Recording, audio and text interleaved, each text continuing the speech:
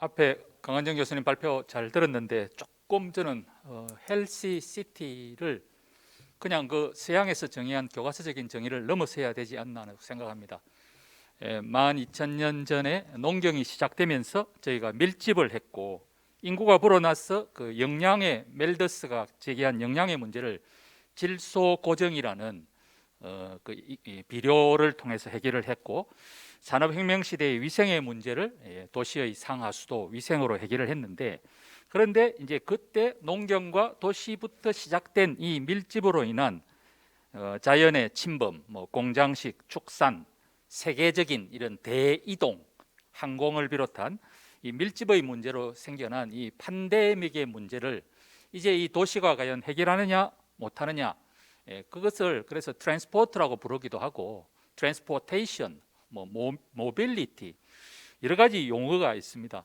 그런데 그 중에 일부 용어인 액티브 트랜스포트는 이제 분자 생물학 용어가 되어 버렸습니다. 세포의 이동을 지칭하는 용어가 되어 버리고 해서 저는 이제 이 지속 가능 목표와 관련해서 사람들의 이동이라는 광범위한 개념을 어떻게 한번 정의할 수 있을까 생각해 보았습니다. 근데 이게 발표를 준비하는 와중에 뭐 게재가 되어 버려 가지고 뭐 오늘 발표의 목적은 사실 코로나19로 인해서 활동 부족이나 비만이나 사회적 격리나 여러 가지 문제를 해결하기 위해서 좀 급하지만 문헌 검색을 통해서 구글 스칼라 문헌 검색을 통해서 주요 키워드를 살펴봤고 그래서 그 정의와 각종 시나리오들과 그리고 우리나라의 적용 방안과 그 기전을 살펴보는 이런 내용입니다. 여기 오른쪽에 잘 나와 있다시피 우리가 지금 세계적인 권위를 인정받고 있는 미 연방 신체활동 가이드라인이 1판이 2008년도에 나왔고 2판이 2018년에 나왔습니다. 지금 거기가 나오고 난 뒤에 지금 캐나다가 이번 10월 25일 날 성인을 위한 24hour 무브먼트 가이드라인이 출판이 됩니다. 그 특징은 뭐냐니까 이 sedentary behavior를 공식화한다는 겁니다.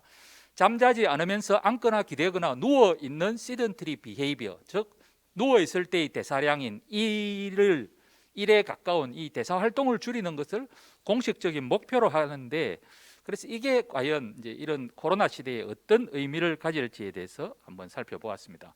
방법은 구글 스칼라를 통해서 앞에 말씀드린 액티브 트랜스포트, 액티브 모빌리티, 에코 모빌리티, 에코 트랜스포트, 서스테이너블 모빌리티와 같은 키워드를 검색을 해서 주요한 논문 자료와 시나리오 이런 자료들을 모아봤습니다.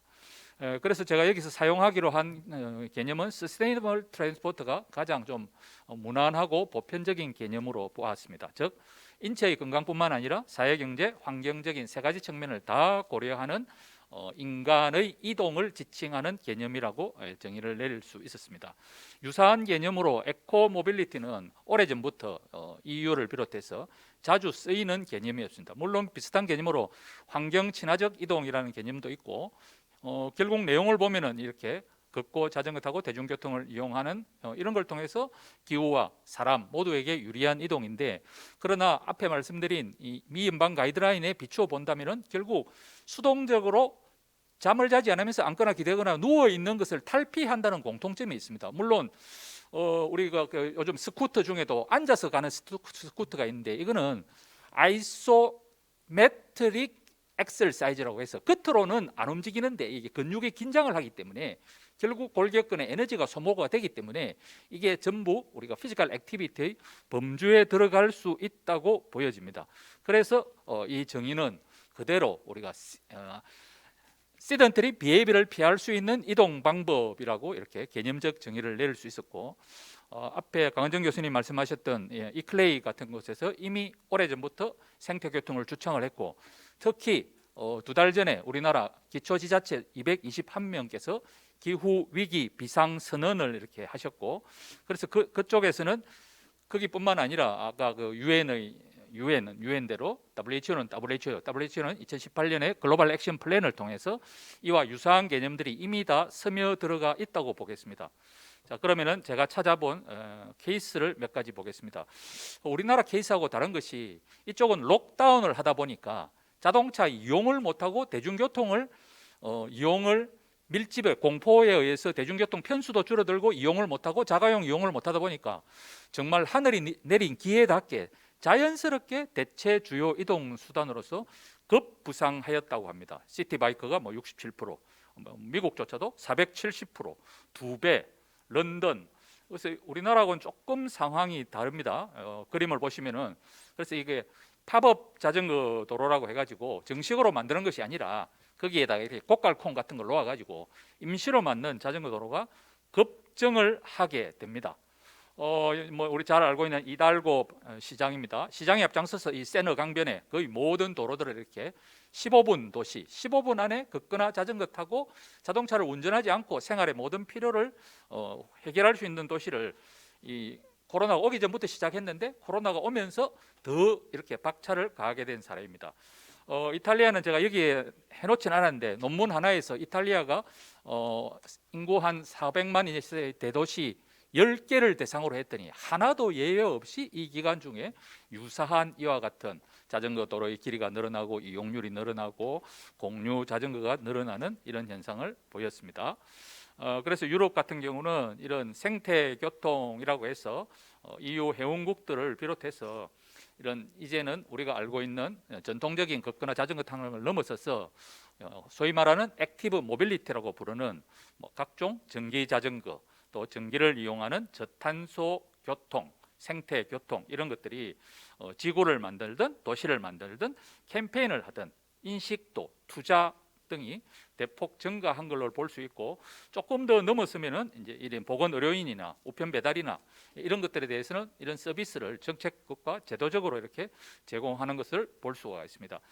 캠페인 사례로는 이렇게 이와 같이 유럽 교통 주간의 캠페인이 대표적인 걸 볼 수 있고 우리나라에서도 아마 이 대구에서 아주 좀 활성화된 걸로 알고 있는데 NGO를 중심으로 해서 자전거 출퇴근 챌린지를 통해서 이렇게 시민들의 참여를 유도하고 보니까 연 참여 인원이 그렇게 많지는 않습니다만은 어쨌든 이 주요 대도시에서 우리나라에서는 아직까지 이제 시작 단계인데 유감스럽게도 코로나 기간 중에서 전 세계에서 자동차 판매량이 증가한 몇 안 되는 나라가 한국하고 이렇게 중국이라고 합니다. 아마 이제 록다운을 하지 않고 생활을 보장하다 보니까 결국은 손쉬운 자가용을 운전하게 된 것이 우리나라의 조금 예외적인 상황이 아닌가 싶습니다.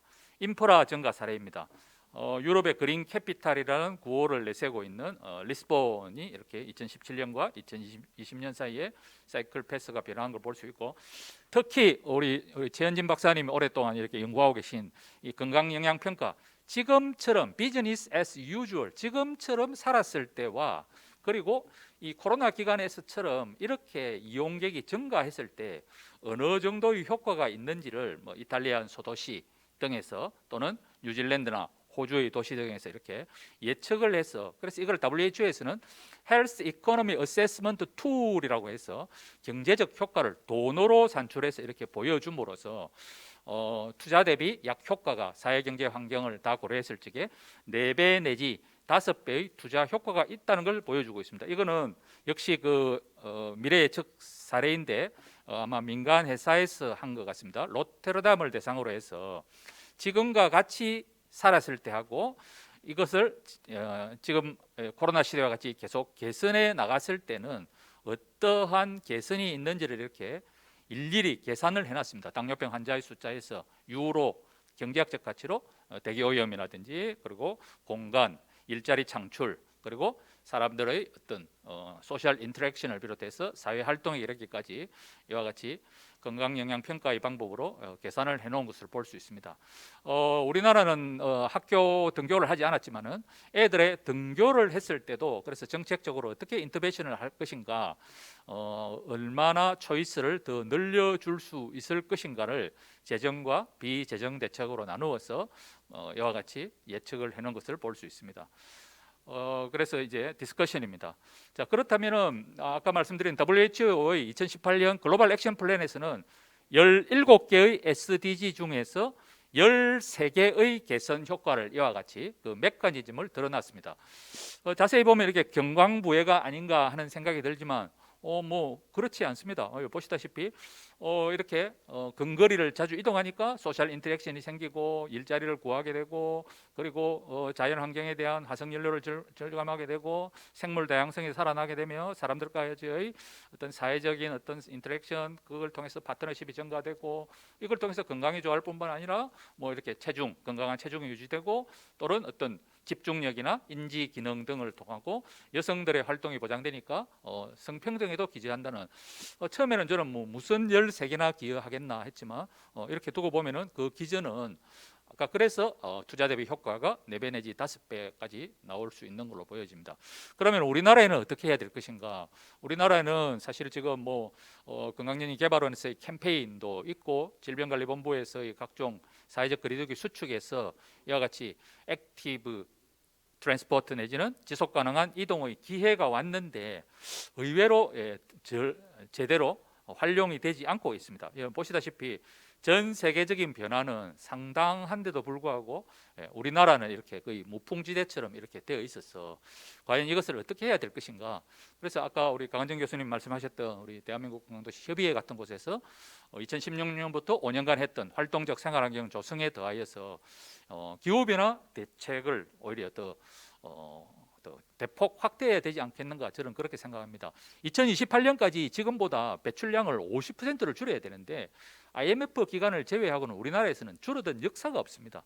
그래서 이거를 아무리 지금 노력을 하더라도 2050년 내지는 40년에서 60년 사이에 이 순 배출량을 제로로 만들기 위해서는 물론 이제 에너지나 식량 대책이 물론 먼저 가야 되겠지만은 이런 교통, 건축, 재료의 이용, 이런 종합적인 뭐 이쪽의 표현을 빌리자면은 정말 이거는 뭐 지금까지와 다른 압도적인 어떤 지지하에서 정말 트랜스포메이션이 일어나야 되는 그런 사례인데도 불구하고 과연 우리나라에서는 이걸 어떻게 접근해야 될지가 큰 숙제인데, 저는 여기 PPT에 써놓지는 않았지만은 논문에서는 뭐라고 했냐니까, 최근에 그 공유 킥보드 같은, 전동 킥보드 같은 그런 것들은 아무도 안 시켰는데 민간 회사들이 굉장히 늘어나면서 드디어 이번 12월 달부터 합법화가 됩니다.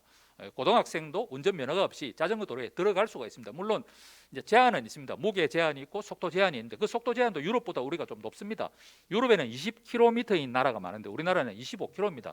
제가 오늘 동대구에서 여기까지 자전거 타고 와봤는데 20km로 달리는 거 25km가 천지 차이입니다. 근데 우리나라는 아직도 이와 같이 좀 준비는 덜 돼 있지만은 이와 같이 일부 국민들 사이에서 공유 모빌리티에 대한 관심이 있는 이런 것들도 활용하고, 대한민국 건강도시 협의회라든지 기존에 하고 있는 정책, 그리고 이제 교육청이나 이런 곳에서, 교육청에서 어떤 곳은 학교에서 아예 자전거 등교를 금지하는 학교가 있습니다. 왜? 등교하다가 사고가 생기면은 그게 학교와 선생님의 어떤 책임이 되는 그런 문제가 있어서, 그리고 우리가 계단 이용 활성화를 하지만은 소방법에 의해 가지고 수많은 건물의 계단은 이렇게 막혀 있기도 하고, 그래서 이거는 정말 해결해 나가야 될 일들이 정말 이거는 산적한 것이 아닌가. 신체활동 계획 자체가 미국은 9개 분야 공동으로 작성을 하게 돼 있고 호주는 13개 분야가 관여하고 있는데 우리나라는 활동적 생활환경 조성에도 그와 같이 공동 계획을 아직까지 작성한 도시를 저는 본 적이 없습니다. 6, 7, 8, 9, 10 5년에 걸쳐서 이렇게 저희가 공동정책을 추진하고 있는데, 그래서 이 코로나를 기회로 해서 비만이 늘어나고 활동 부족, 코로나 블루, 특히 2018년 미연방 가이드라인에서 새로 생긴 챕터가 브레인 헬스라는 챕터가 새로 생겼습니다. 상태 불안, 특성 불안, 우울을 비롯해 가지고 아까 어린이들의 이런 어떤 이 인지 기능, 노인들의 인지 기능을 비롯해서 그것이 적극적으로 그날로 수면의 7대 효과를 비롯해서 새로 생긴 이런 생리학적 기전에다가 그 레코멘데이션하는 정책의 이런 방법들에다가 이 코로나를 잘 활용하는 것이 우리나라에 주어진 기회가 아닐까 생각을 합니다. 예, 이상으로 제 발표 마치겠습니다. 감사합니다.